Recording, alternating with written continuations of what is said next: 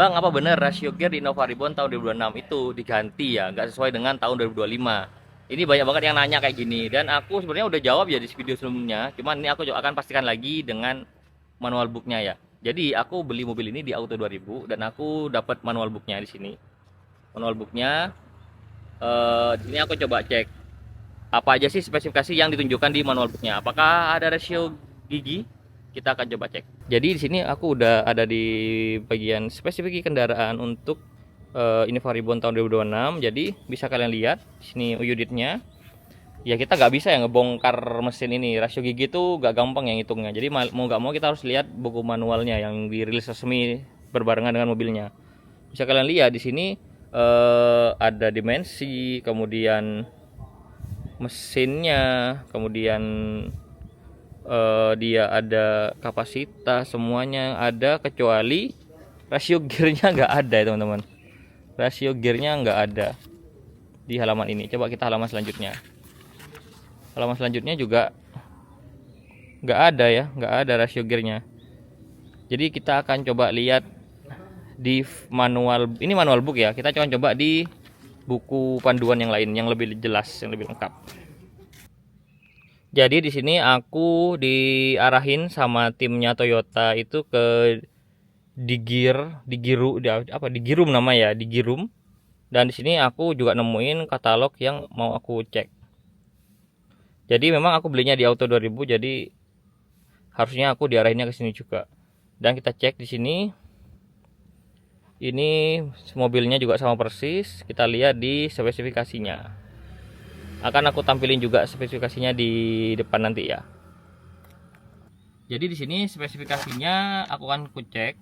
Jadi spesifikasinya itu di sini dia final drive-nya itu di 3,583. Jadi masih sama ya, masih sama dengan yang tahun-tahun sebelumnya. Jadi nggak ada perubahan. Kalau aku lihat di video-video sebelumnya itu dan juga di postingan-postingan orang-orang sebelumnya, memang aku lihat ada typo ya, typo sepertinya, bukan perubahan tapi typo dari timnya sana. Entah bagaimana bisa typo gitu loh, typonya di tempat yang sangat sangat krusial lagi gitu ya. Mungkin kalau orang awam nggak akan notice dan nggak akan peduli, tapi kalau kita yang agak paham sedikit mekanikal itu akan berarti banget mobilnya, berbeda banget mobilnya, feelnya gitu ya. Kayaknya kalau aku lihat yang ngerjain itu dulunya itu kayaknya gear ratio-nya dia lupa ganti dari yang bensin ke yang diesel, itu dia salah naruh gitu aku lihat. Ya semoga seperti itu, dan human error lah kalau aku bilang. Dan memang dari feel berkendara dari mobil ini yang tahun 2025, 2024 dan yang sekarang ini nggak ada beda. Aku jujur rasainnya nggak ada beda. Jadi harusnya nggak ada perbedaan di spesifikasinya. Dan juga di sini kan udah di state, nggak mungkin ya ini bohong. Ini dari Auto 2000-nya langsung. Dan sepertinya yang dulu itu typo teman-teman. Dan typonya fatal sih, fatal banget sih. Jarang lah ada yang kayak gini. Kayaknya itu SPV-nya dihabisin tuh SPV-nya tuh sama manajemennya tuh. Kok bisa rilis resmi di website Toyota typo gitu, kok bisa gitu. Nah itu saya nggak tahu lah ya, pasti kasihan lah itu sama yang ngerjain atau sama yang approve, itu pasti dihabisin lah itu.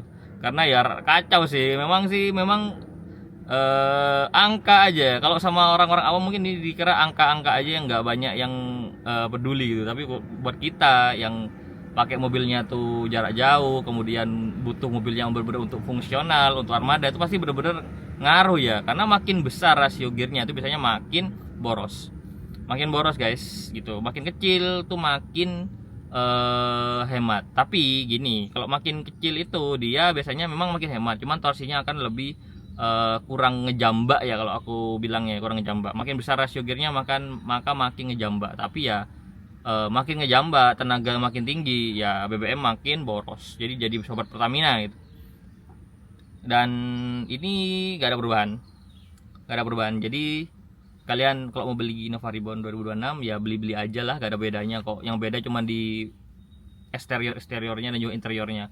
Di mechanical, di engine-nya gak ada perubahan, masih sama sejak tahun 2022 terakhir. Oke, semoga menjawab. Itu aja untuk video kali ini, sampai jumpa di video selanjutnya. Bye.